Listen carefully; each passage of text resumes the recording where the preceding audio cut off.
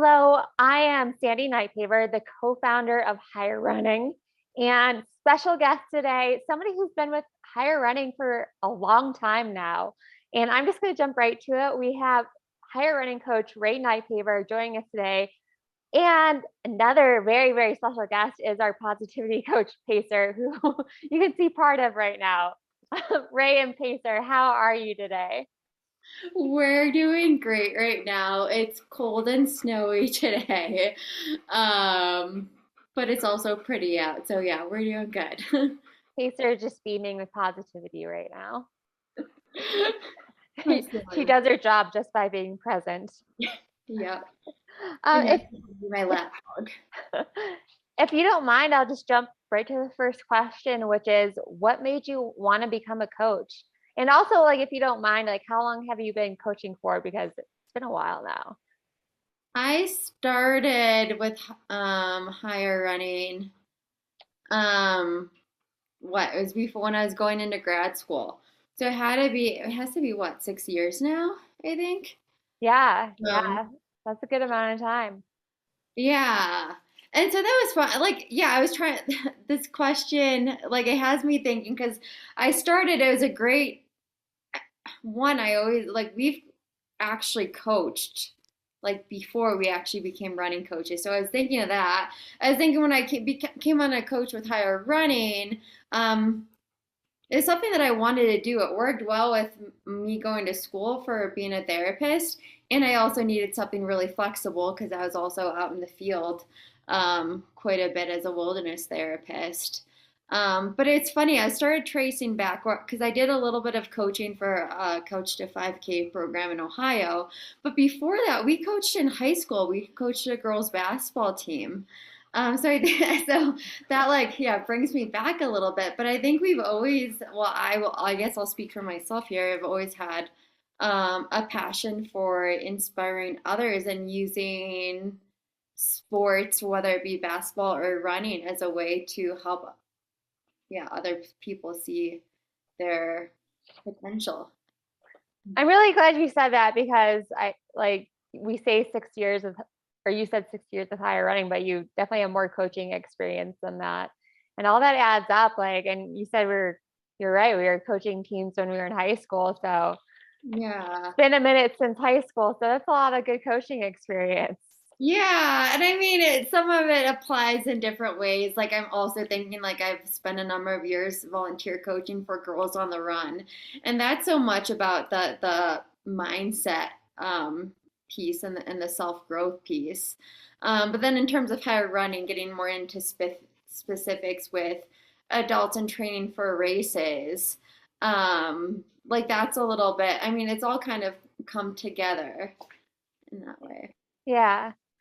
So I guess I'll go right to the next question, which, as you know, like we care about science and using that when designing any of our training plans and giving good information to our athletes. But there's also a big emphasis on mindset and just being and thinking creatively to problem solve. And I wanted to get your insight on why you think that aspect of coaching is so important. Well, mindset's kind of everything. I think it informs us of what we can and can't do, and the possibilities that lie within that. And in terms of creativity, just thinking of my own athletes, like they're all dynamic, beautiful individuals. And so many of them have like they're just different people. They have different things going on in their life, different things in their jobs or families. Their bodies adapt differently. And I'm constantly figuring out like what is the best thing for them at that time. And yeah, just in terms of different races, like somebody's training for a road marathon, while I have somebody else training for 100 miler. So I'm constantly like adapting and being creative and thinking specifically for like what's going to work best for my athlete. Where are they in their life right now? What other stressors are going on, and really just appreciating them as individuals, and also making sure like and keeping training fun too, especially like when an injury comes in, like how do we still keep this I mean, back to mindset, a positive mindset, make things fun. Um, Even if at the same time, yeah, we're a little bit bummed we're injured, but like, I think it's kind of keeping that joy, keeping that spark alive. Yeah, that was a great answer. And it was just like making me think of how specifically we use creativity in designing our plans. Especially like sometimes like well, ultra runners do some like 5K, 10K training because they need to work on speed. And like if you look in some like coaching books, like there's a set training plan and philosophy, but there's so much more to like one-on-one coaching and to that when thinking of what somebody needs. Especially like how big of a base should somebody need before they start doing speed work, or could somebody start doing speed work a little bit sooner? And so these are like all the things that we're thinking about like all the time. And so I really like what you said there. Yeah, just appreciating everybody as being individuals and dynamic human beings. Yeah. Do you have Um, so what's a common mistake you've seen athletes make, and what is your advice to help?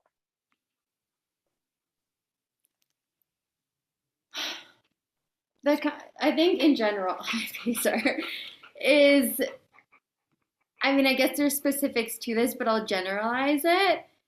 But it really has to do around not listening to our body, or my athletes not listening to their bodies. Or maybe they're like notice something, like a niggle or something. I use the word niggle because it's more fun to say. But like it's some type of like minor twitch. It's not like pain, but it's like, oh, this is interesting. And they just like ignore it. And I will say, like, part of it's just from this belief system that we grew up with. Like, I think we've talked about this before, like how much we both love, hate that quote, like, pain is weakness leaving the body, and Yeah. all of those. Um, and not to say they're 100% wrong. Like there is, I get like good pain as well, but it's just like we people continually like training through injuries, and part of it has to do with how we identify and label ourselves being a runner and what that means. So I guess it goes a lot deeper than that. But I guess I'm coming back around to this idea that our bodies, and I use this in therapy too, our bodies hold so much wisdom and gifts for us. And really, our bodies and our minds are designed to heal. But we have to listen to the messages that they're giving us in order to heal. Okay, I love what you just said because this is something I say like similarly all the time is that like, and I just want to emphasize what you said really because it's so important is that like we're so smart, our bodies are so smart, and they're always trying to help us, but we have to be willing to listen. Like I can't like emphasize that enough for anybody listening. And I kind of jumping off what you just said, something um I'll say to add on to that is that a lot of the time people know what they're supposed to do or how they should respond if they actually take a moment to think about it.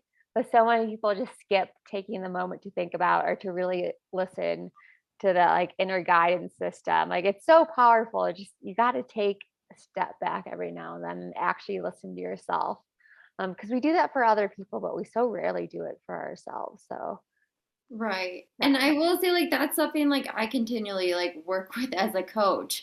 The other day I was so proud of myself because I like took 2 days off of running because I knew my Achilles needed it and that was still a success. But I think it's how, I mean, we also live in a culture that doesn't value our intuition or really what our body is saying to us. And so our mind, our logical, rational mind, in combination with this belief system that pain is a good thing all the time, like overrides what our intuition and our body's telling us. So we just really need to get back to our own natural wisdom. Yeah, that was beautifully said. And that kind of leads in the next question.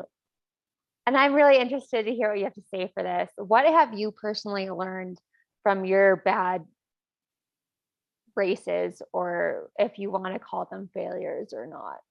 Yeah. I'm laughing because I know I like gave you these questions, which and it's like, or that question You specifically, did. and it's still so hard for me to um answer, but I wanted to know from the other coaches because I mean I'm an introvert and I'm a therapist. I value meaningful, deep conversation. So I'm still, and I've been considering my relationship with failure. And the hard answer is that I'm still working on it. Even in my own therapy, I've still been working on this belief that something's wrong with me or something's defective. And so and I tend to use experiences like a bad race or a presentation where I'm don't perform how I want to, and take that as like, oh, I'm a failure. This just proves I'm a failure. And so that's like, yeah, me needing to go back a little bit. Like, where did I get this belief system from? How is it protecting me? Um, and it's kind of been protecting me from like how stepping into how magnificent, and I just back to therapy, like how worth loving I truly am. Um, and so, and I'm kind of straying far away from your question. I'm going to bring it back in terms of racing. And as you know, I don't race very much anymore. I've found more value in coaching and working towards being the best therapist and coach that I can be. But I feel like I guess, bad races along the way have all gotten me to this point where I am now, where I can step back and look at those, and how they have informed me to be a better human, a better coach, a better therapist. Um, but I do think back to like one race in Ohio. Still my favorite race to this day, is Forget the PR in Mohican. And I love it because it's just like a small local, like true ultra race. And I do remember this one race where I had a bad race, and I probably wanted to win or at least top three, and I didn't. And I remember I was like kind of sulky and crying at the end, and then I didn't talk to anybody. And I think it's okay to cry if we have a bad race because it does mean something to us. But to like sulk at the end and like kind of shy away from people, like that didn't feel good. And I had these two um, men who are all very good runners back in Ohio. I think it was Jay Smithberger and Brian Oh Poland. yeah. And they kind of individually came to me and without really saying anything directly, but being just their kind, nice selves. I mean, like, hey, it's okay. Like, it's just a race and this doesn't define you. And then it kind of just led me to, like, oh, yeah, like, actually, like, the race wasn't like I worked for it. Like, it was important to me. But I also really want to be a good person and I want to show up, like, in my full being and light. And so, like, after a race, like, yeah, I still want to be able to hang out with the other people who did something really hard and connect with them. I'm so glad you shared that story because I think that's really powerful, like just experience of, and just like also just like not defining yourself only as a runner. But I think most of us, like, we just want to be good people at the end of the day. Like, Yeah. yeah, it's nice to run well, but we just want to be like decent people, Yeah. to ourselves and to each other. And so I'm really glad you shared that story. And it also shows like the best side of the running community. Like that's what we should all be doing for each other, showing like that kind of support too. Yeah, absolutely. So I know you said you don't race very much anymore, but well, before I ask you if you're going to race anymore this year, I do want to say I know you won a snowshoe race. A 12 is like a 12, almost 12-mile snowshoe race. So you're a very good snowshoe racer. And like for people who've never raced or ran on snowshoes before, it is very hard. To this day, I will say the hardest race I ever did was a 10K on snowshoes in the mountains. Like it just sucks the life out of you pretty quickly. Like you just instantly start running and your heart rate just shoots up, like no matter like how slow you to take it out.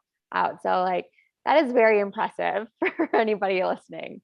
But with that said, do you have any more races coming up this year? Or you Uh, kind of will you wait and see? no, like I don't have any races um coming up. I have more like adventures and things that I want to do, like still talking you into going into Washington with me and Pacer, and visiting the enchantments. In terms of races, I don't really have anything. And like, yeah, that snowshoe race for me is just like a small local run, which is what I like, what I really appreciate. But I will say, like, I won't like shy that away either. I'd be like, I do really good in things that require strength. I think are just to be strong, which is maybe like all of my like resistance training with Pacer Yeah. as she's trying to like fly downhill and I'm like trying to like be like not so fast. I do want to try or do the Mummy Mania FKT again. Which Cause you I have, just to point yeah, out, like, you already have the FKT. yeah, and that was just coming off of I think what was for Hillary Allen probably just like a fun thing. So it's something I knew that was in my capability, and that was kind of the first part of it. And like I love that route. It's something that I can like when I walk Pacer in the morning, I can see from my house, and it's just such a beautiful range. And I like imagine myself when it's warm out, like being back up there. But that's another one that just kind of requires strength and the ability to have some fun on some boulders. And now that I've done it before, it's like, oh, I think I can actually like go even faster on it. So Do, that's kind of something I'm looking forward to. can you explain the route a little bit more? Some people might appreciate this route because it's not your typical running route. Yeah, so I should say, so Pacer and I live in Estes Park, Colorado, which is the town right before Rocky Mountain National Park. And so we only have 114 in the park, Long's Peak, but we have a lot of, I guess, 12ers and 13ers. And so what Mummy Mania is it starts out with a 12,000 foot peak, and then it's five 13,000 foot peaks. And so on you're above tree line almost the whole time. And it's not a super long route if you can stay on. There's not, I mean, when you're above like tree line, most of the time you're not on trail. But if you can stick to the route for the most part, it's about 16 miles. But I'm trying to think if it's like 5,000+ feet of elevation because, yeah, you're just going constantly up and down these mountains and it's basically on rocks. And the good thing is there's not so much exposure. Like if I fall, I'm not gonna die. It's more of like, yeah, if I like miss a step on this rock or it moves, it's more like I could get injured. And so you just have to be willing to like be a little playful and courageous on that. And then the final part, again, if you find the right trail down, you hop back on a pretty nice running trail down and you just see how fast you can run that back down. But yeah, it's a point to point. So a lot of fun. I'll just break for you a little bit. So I've done this route with Ray before just for fun. And she is very impressive at scrambling through very technical terrain and through rocks. Like I can't keep up with Ray on that kind of terrain. So she is really skilled in that arena. It's very impressive to watch. Thanks. Yeah, so I will jump to the last question, and it's just what does higher running mean to you and your athletes? Yeah, and so I'm not going to apologize for my long-winded questions, but I will say like thanks for allowing this video to go a little bit longer. So I kind of break this down into three different areas. So I think of, I want to start, like, I start with thinking of higher running as an organization and what that means, and what we mean as a team, and so much of what you and Sage has done. But part of that is like how you talk to different runners and inspire different runners, and how we work with like all different like income levels. Like we want to make sure you guys want to make sure that you are getting information to everybody who wants it. And we just have different tiers with that. And then also what you and Sage are doing, like you could be, I mean, I'm sure you both have had like you guys are just runners, like shut up and run. And you and Sage are like, no, we have this platform and we're going to use it for good. So like Sage, I saw him recently talking about clean sport, and you consistently talk about um, equality in women's running. And so for me, that's what I'm like, yeah, we talk about running and how to be a better runner, but we're also so much bigger than that. And also like how you like giving back to the community and being part of 1%. So that's one tier. And then me thinking of like how I'm working with higher running with my athletes is for me, like when I'm coaching my athletes, like, yeah, we're training for a race, but we're on a journey together. And I get to be part of these people's lives in that way. And we're using running as kind of this, again, like doing our best to do our best at races, but using what we learned there to inform us of like, well, what other areas of our lives have we not accessed what we're actually capable of doing here?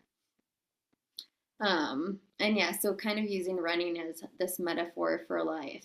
Um, and then I will say again, kind of for me, it's a little bit personally, it's been a little bit different over the past few years. Again, like not racing so much, more so going on adventures, and also like learning how to, well, in the past few years, just also working off of like being injured or my body not being there. And so, like, what does, but still wanting to run. So, like, what does it mean to me? And I will say it's been more of a spiritual journey, at least in this past year. And again, this is just like really what higher, part of what higher running means to me at this time. But for me, like, when I am on a mountaintop, it kind of brings me back to this feeling like I feel like I'm closer to home, like whatever that means for an individual. But I feel so much at peace there when I'm looking down at the world, where it's like the world's not like there's hard things going on. And this makes me feel like it's going to be okay. I'm going to be okay. And we've talked about this too, where like we feel a little bit, well, I feel, and I'm guessing you do too, feel like a little bit closer to Amanda, or like for those who don't know, like our older sister who passed. And so allowing that my running journey to take me to, again, this new realm of myself that I think is part of my higher self, really. That was like just beautifully said. And I think that's a great place to end it. I just want to tell everybody that you can find more about Coach Ray and Coach Pacer at higherrunning.com. So please check out their both their personal pages. Ray, thank you so much for joining us, and Pacer for gracing us with your beautiful presence. Our pleasure. Bye.